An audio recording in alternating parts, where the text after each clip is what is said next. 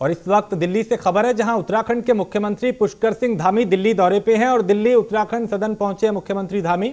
3 दिन के लिए दिल्ली दौरे पे वो हैं और कल स्थानीय कार्यक्रम और पार्टी के वरिष्ठ नेताओं से वो मुलाकात करेंगे। 21 सितंबर को किसाऊ बहुउद्देशीय परियोजना के एक बैठक में वो हिस्सा लेंगे और 21 सितंबर को श्रम शक्ति भवन में बैठक होगी।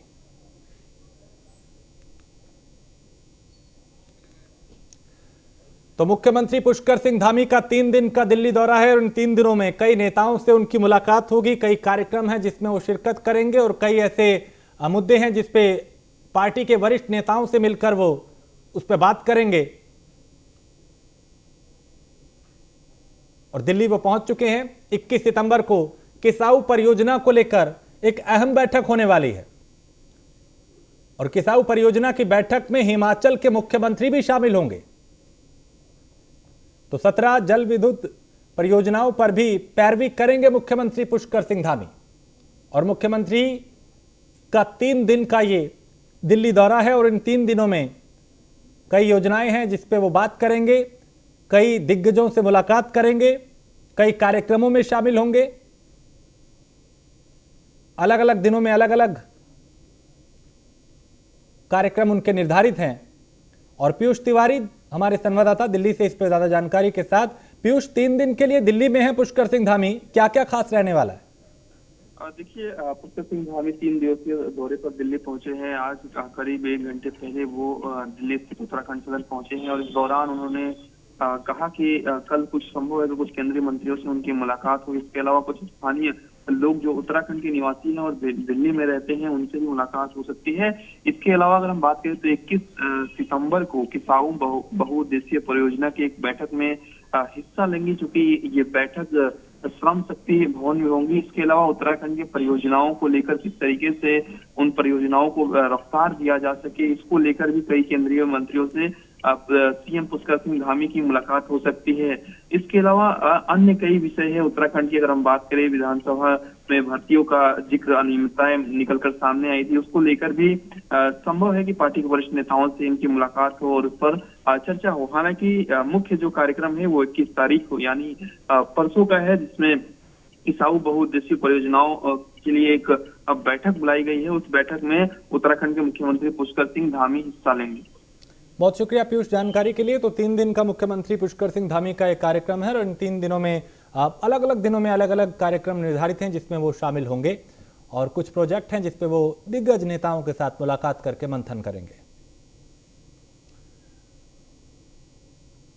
और उत्तराखंड सरकार ने 7000 पदों पर समूह ग की परीक्षाओं को पारदर्शी तरीके से कराने का प्लान तैयार किया है और विशेष प्रमुख सचिव सूचना अभिनव कुमार का कहना है कि राज्य सरकार पूरी पारदर्शिता के साथ युवाओं को रोजगार उपलब्ध कराने के लिए संकल्पित है। आयोग ने चरणवार परीक्षा कराने के लिए भी कहा है। परीक्षा आयोजन के लिए सभी इंतजाम की जिम्मेदारी जिला अधिकारियों को दी जाएगी और आयोग के सहयोग के लिए हर जिले से एडीएम स्तर से ऊपर के अधिकारियों को नोडल अधिकारी नामित किया जाएगा। तहसील नगर स्तर पे परीक्षा संचालन के लिए समन्वय की जिम्मेदारी एसडीएम स्तर के जोनल मजिस्ट्रेट की होगी। परीक्षा पारदर्शी तरीके से इसका ख्याल रखा जाएगा और आसपास के इलाके में जो परीक्षा केंद्र होगा वहां पे धारा 144 लागू रहेगी ताकि किसी भी तरह की परीक्षा में कोई भी गड़बड़ी ना हो। ये जो स्टाफ सिलेक्शन कमीशन में भर्तियों को लेके जो शिकायतें आई थी उसके बाद जो सरकार ने कार्रवाई की, एक तो सबसे पहले इसमें केसेस रजिस्टर किए गए थे और जो लोग इसमें इस पूरे मतलब गड़बड़ी में शामिल थे उनके खिलाफ पुलिस कार्रवाई कर रही है, एसटीएफ हमारी कार्रवाई कर रही है। लगभग आपको सबको पता ही है, लगभग 40 लोगों की गिरफ्तारी हो चुकी है और उससे जुड़े हुए जो भी पहलू हैं सभी की गहनता से जांच की जा रही है और आगे उसमें जो कानूनी कार्रवाई है उसको किया जा रहा है। सरकार ने यही निर्णय लिया कि ये भर्तियां जो हैं अब हमारा जो पब्लिक सर्विस कमीशन है हरिद्वार में उसको ट्रांसफ़र कर दी जाए और कैबिनेट के द्वारा ये निर्णय लिया गया और इसके तहत लगभग 7000 के करीब भर्तियों को आयोग को ट्रांसफ़र कर दिया गया है। और इसमें आयोग ने भी बहुत मतलब मैं कहूँगा तेज़ी से कार्रवाई की है और अभी कुछ दिन पहले ही आयोग ने एक कार्य योजना बनाकर सरकार को एक डिटेल मतलब अपना प्रपोजल दिया है कि किस तरह से वो इन 7,000 जो भर्तियां प्रभावित हुई थी उनको तेज़ी से फिर से उनको पूरा करेंगे। और जो उन्होंने अपना प्लान दिया है उसके तहत मैं समझता हूँ पहले चरण में लगभग 4,000 भर्तियां अक्टूबर माह तक उनकी प्रक्रिया प्रारंभ हो जाएगी और उसके कुछ दिन बाद बाकी भी जो 3,000 भर्तियां उनको करनी है उसकी भी प्रक्रिया प्रारंभ हो जाएगी।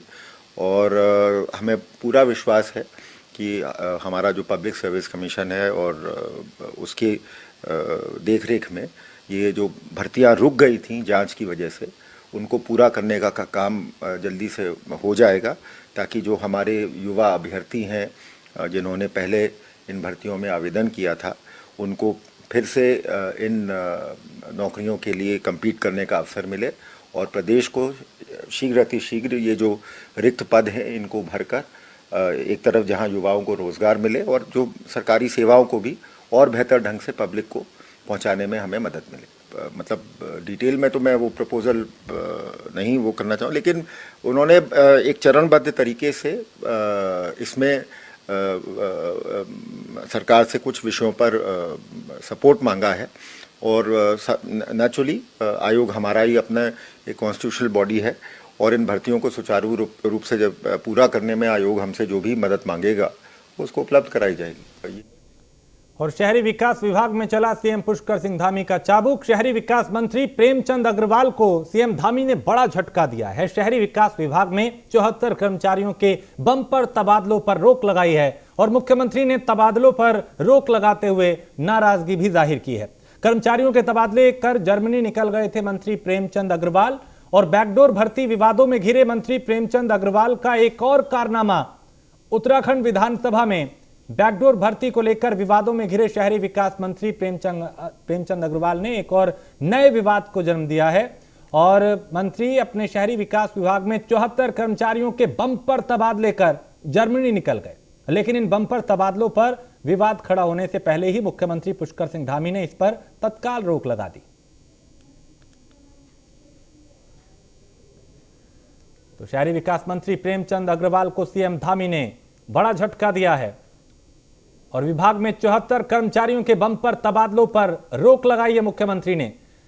सीएम ने तबादलों पर रोक लगाते हुए नाराजगी भी जाहिर की और 74 कर्मचारियों के तबादले कर जर्मनी निकल गए थे मंत्री प्रेमचंद अग्रवाल।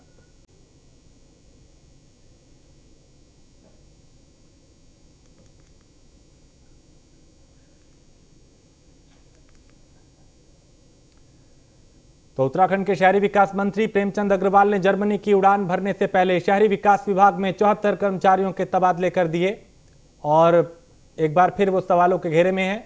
हालांकि रविवार को इसकी जानकारी मिलते ही मुख्यमंत्री कार्यालय से इन तबादलों पर रोक लगा दी गई, लेकिन कांग्रेस को सरकार पर निशाना साधने का मौका मिल गया।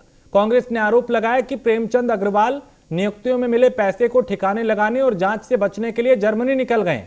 वहीं शहरी विकास विभाग में 74 कर्मचारियों के तबादलों को कांग्रेस ने सर्कस करार दिया। अजीब सा सर्कस चल रहा है प्रदेश के अंदर। पहले तो सवाल ये उठता है कि शहरी विकास मंत्री प्रदेश से बाहर गए कैसे। उन्हीं के ऊपर तो बवंडर खड़ा हुआ है। मेन कल्प्रिट, मेन सस्पेक्ट वही है विधानसभा नियुक्तियों के। ऐसे में जो समिति जांच कर रही है वो कभी भी उनको बुलावा भेज सकती है, समन कर सकती है। तो प्रेमचंद अग्रवाल जी का जर्मनी जाना ही अपने आप में शक के घेरे में है कि उनको जानबूझ के बाहर भेजा जा रहा है ताकि सब लोग इस प्रकरण को भूल जाए, या फिर वो नियुक्तियों के दौरान कमाए हुए पैसे को ठिकाने लगाने के लिए गए हैं। वहीं दूसरी ओर कितनी किरकिरी सरकार की और प्रशासन की इसमें हो रही है कि आप तबादले करते हैं, मानसून सत्र में करते हैं, मानसूनों के दौरान तबादलों पर रोक होती है, ये सबको पता है, लेकिन मंत्री महोदय बाज नहीं आ रहे हैं और जाने से पहले आनन फानन में इतने तबादले कर गए जिन्हें मुख्यमंत्री को निरस्त करना पड़ा। आखिर कितने मंत्रियों के निर्णय बदलेंगे और पलटेंगे मुख्यमंत्री? क्यों आपस में इनका कोई कोऑर्डिनेशन नहीं है मंत्रियों का और मुख्यमंत्री का? अजीब। कि कोई भी मंत्री माननीय मुख्यमंत्री जी की टीम का हिस्सा होता है और उसके मुखिया मुख्यमंत्री जी होते हैं। प्रत्येक मंत्री अपने विभागों के स्थानांतरण कर सकता है और अगर किसी प्रकार का विषय माननीय मुख्यमंत्री जी के संज्ञान में आता है या उन्हें लगता है कि कहीं कोई टेक्निकल कमी रह गई है तो वो उस पर रोक लगाने का काम कर सकते हैं। शेष विषय माननीय मंत्री जी के विदेश यात्रा से वापस आने के बाद स्पष्ट हो जाएगा।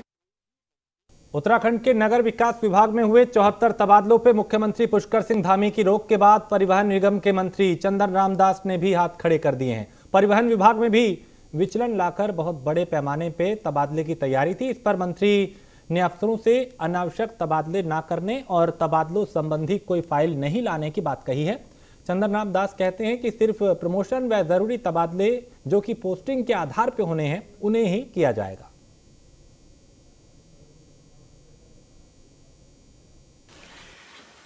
आज ही मैं मीडिया के माध्यम से देख रहा था कि नगर विकास में जो स्थानांतरण हुए हैं वो माननीय मुख्यमंत्री जी ने उनको निरस्त किया है। उसमें कोई ना कोई मामला जरूर हो रहा होगा। माननीय मुख्यमंत्री जी का अपना अधिकार है कि वो उसको निरस्त कर सकते हैं। मेरे विभाग का जहाँ तक मामला है, मैंने ये प्रयास किया है कि कम से कम तबादले हों, क्योंकि मिड सीजन हो गया, अधिकारियों के बच्चों ने अपने स्कूलों में एडमिशन ले लिए। हाँ, कुछ आवश्यकी जैसे किसी की पदोन्नति होनी है, किसी की प्लेसिंग होनी है, इस बीच हमने बहुत सी चौकियां समाप्त की हैं। तो चौकियों से हमारे जो आरआई हैं, जो अन्य हैं, उनका समायोजन होना है। मगर मेरा प्रयास होगा कि मैं आवश्यक स्थानांतरण ही अपने विभाग में करूँगा। अनावश्यक स्थानांतरण को मैं बिल्कुल भी बर्दाश्त नहीं करूँगा। ये मैंने अपने विभागीय अधिकारियों को निर्देश जारी कर दिए।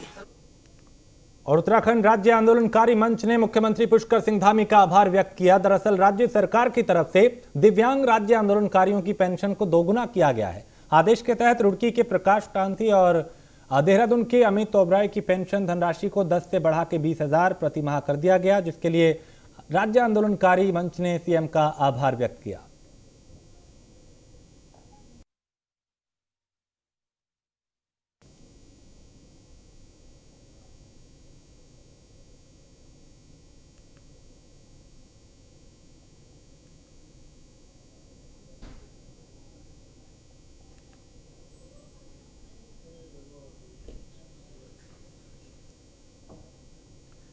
रुद्रप्रयाग में केदारनाथ राष्ट्रीय राजमार्ग बांसवाड़ा के पास एक बार फिर से बाधित हो गया ये मार्ग और बांसवाड़ा के पास मलबा आने से राष्ट्रीय राजमार्ग बंद हो गया, जिसके कारण राष्ट्रीय राजमार्ग के दोनों तरफ वाहनों की लंबी कतार लग गई।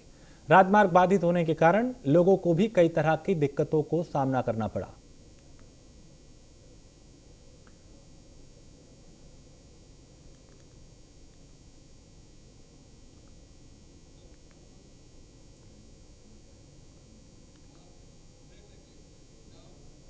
तो बारिश के चलते इन दिनों उत्तराखंड के कई रास्ते ऐसे हैं जो बाधित हो। और विधानसभा में बैकडोर से हुई भर्ती के मामले में स्पीकर ने बड़े संकेत दिए हैं। विधानसभा अध्यक्ष का कहना है कि शुरुआती रिपोर्ट अपने तय समय से पहले मिल सकती है। बता दें कि 3 सितंबर को कमेटी का गठन करते हुए 1 महीने में रिपोर्ट सबमिट करने के निर्देश विधानसभा अध्यक्ष के द्वारा दिए गए थे।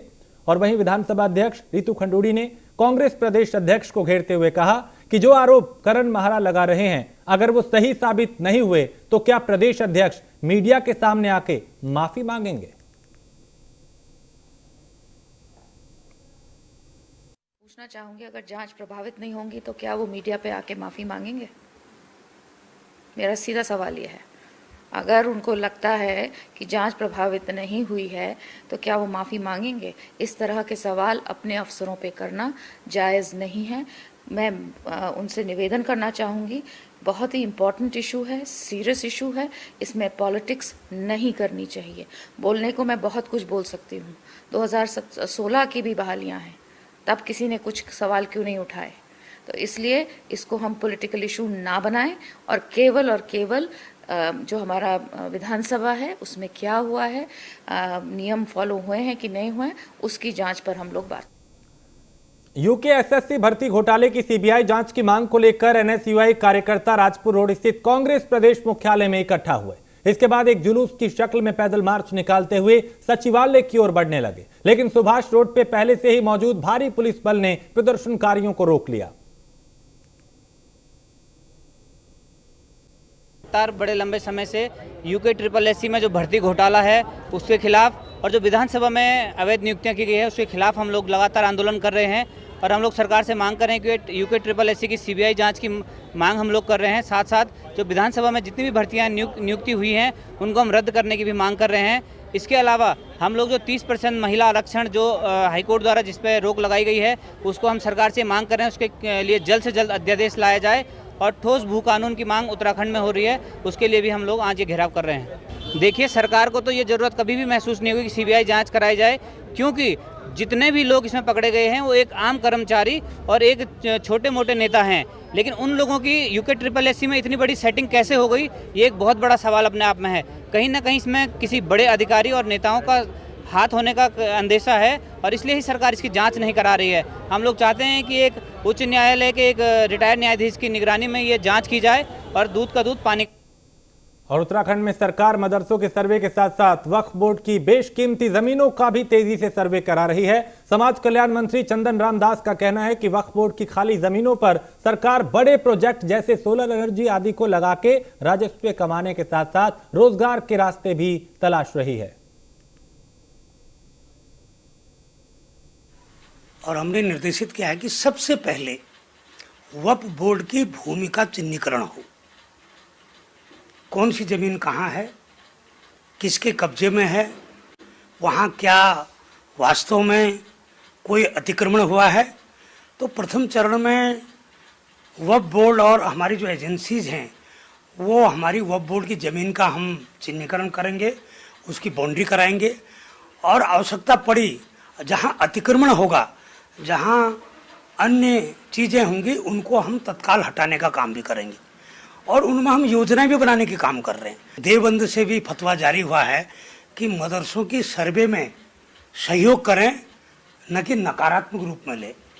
और मैं समझता हूँ कि अच्छी शिक्षा के लिए, अल्पसंख्यकों की भी गुणवत्तापूर्ण शिक्षा के लिए सर्वे कराना, जांच कराना और शिक्षा विभाग से मान्यता लेना, ये सकारात्मक कदम है।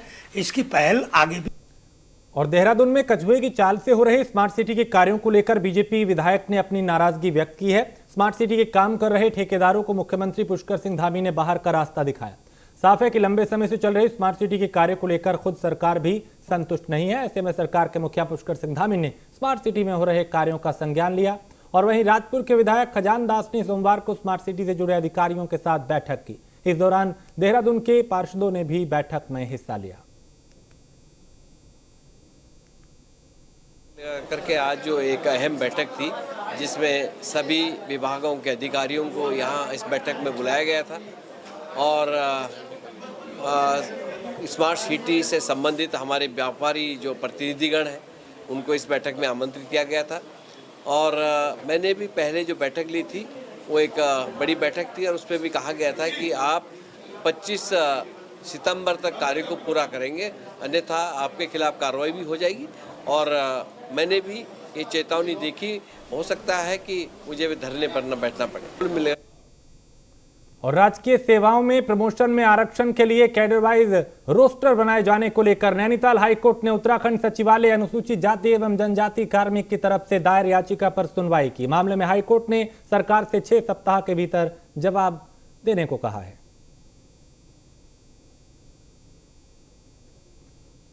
ये याचिका जो आज उत्तराखंड सचिवालय के अनुसूचित जाति और अनुसूचित जनजाति संगठन के द्वारा फाइल की गई है, इसमें सिर्फ यही मांग की गई है कि जो 28 जनवरी 2022 का जरनैल सिंह बनाम लक्ष्मी नारायण का जो निर्णय आया है सुप्रीम कोर्ट का, उसके अनुसार सरकार को कैडर वाइज रोस्टर प्रिपेयर करना है।